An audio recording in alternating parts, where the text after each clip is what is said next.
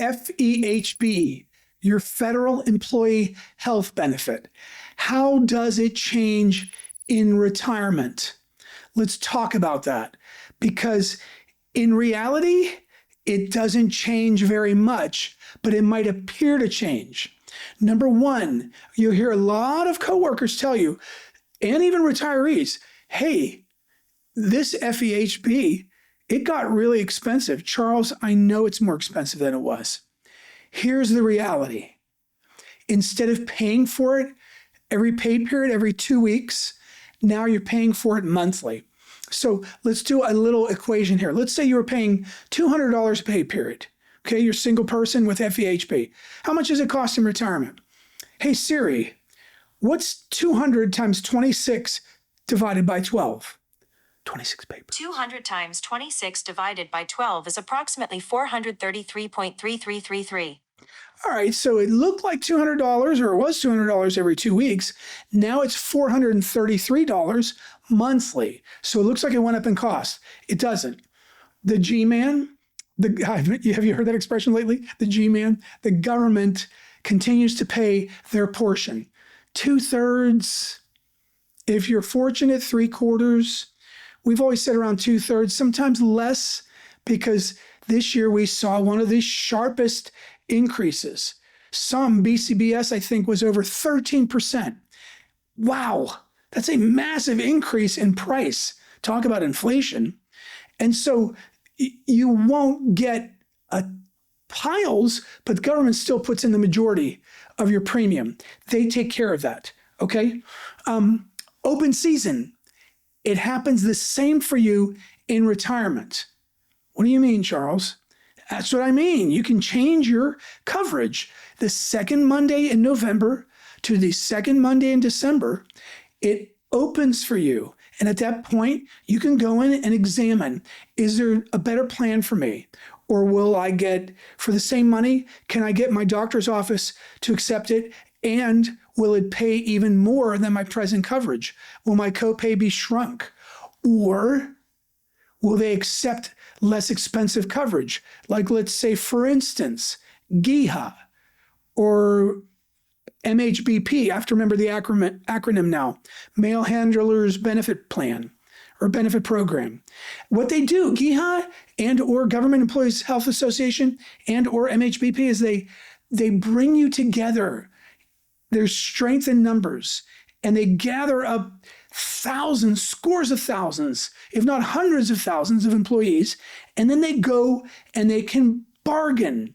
They act like a warehouse club, like Costco. They'll say, hey, if you're going to pay, $17 for this bottle of olive oil, we're going to get it to you for $12.50, and we won't accept $1 more. And so they act like that on your behalf. So talk to your doctor's office again. If it looks like it makes sense, then you might want to do that. Here's a video you can click on right here, a link to FEHB Open Season to explain it in even more depth. Now, what about premium conversion? That's a third thought. That's fancy. It's a fancy way for saying when you worked, your premiums that you put into your health insurance, they were pre-tax, so they were tax deductible.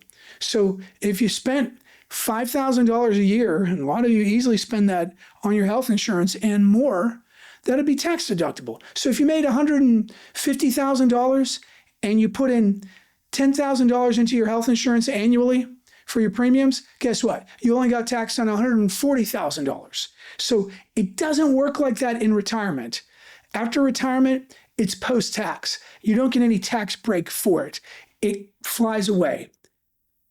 Unless you're a special provisions employee, then premium conversion doesn't work for you in retirement, meaning that your pre-tax monthly premium, it reduces your taxes. But what you do get is a $3,000 tax credit.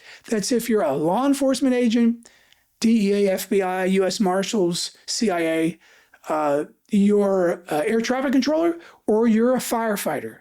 For any of those positions, any special provisions, and any other law enforcement that are missing, ATF and sometimes law enforcement at DOD and other places, Capitol Hill, Secret Service, you're going to get a $3,000 tax credit. So that's pretty super.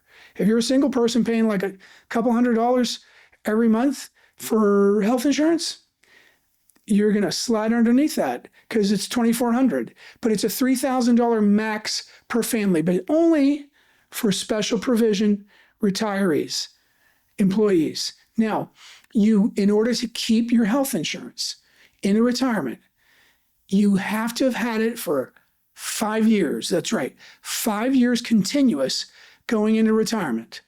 Some exclusions: if you were married to a federal employee and you yourself are a federal employee, then if you were covered under your spouses, by all means, make sure and notify OPM with a letter that you write with your retirement packet and sign it and date it. Keep a copy that says, and show them the identification card from your health insurance with your spouse. I would always recommend this. Tell them, because I don't know if you knew it or not, but sometimes the government makes mistakes. I know you're shocked to hear it, but sometimes this happens. Don't forget, if you don't buy the survivor benefit, at least the 25% for your spouse, and you're covered under your spouse for the FEHB, and they die, your FEHB, your federal health insurance, it ends. So make sure you get at least the 25% survivor benefit. Right here, a video link to survivor benefit explains a lot more about survivor benefit. Finally, let's talk about this fifth idea about Medicare Part B.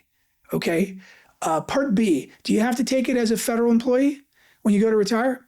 Well, if you're Postal and you haven't retired yet, as I record, likely you're going to be made to take it, Part B. But that's the new plan from the Postal Service. But otherwise, as I record, the laws are still intact that state as a federal employee, if you're under FEHB, you don't have to take it. You don't have to. You can. Many choose to take both, but you're going to pay for both, and it becomes expensive. If you're TRICARE and you know who you are because you're retired military or you're a reservist, now you're retired military as well, then yeah, you do. It becomes at age 65 TRICARE for life. Otherwise, for those of you who don't know what TRICARE is, that means you're not retired military. It doesn't apply to you. Okay, a lot of you heading into retirement, I want you to be aware of all these things, and we look forward to helping you all in the future. Remember, you don't have to work longer. You just need a better plan.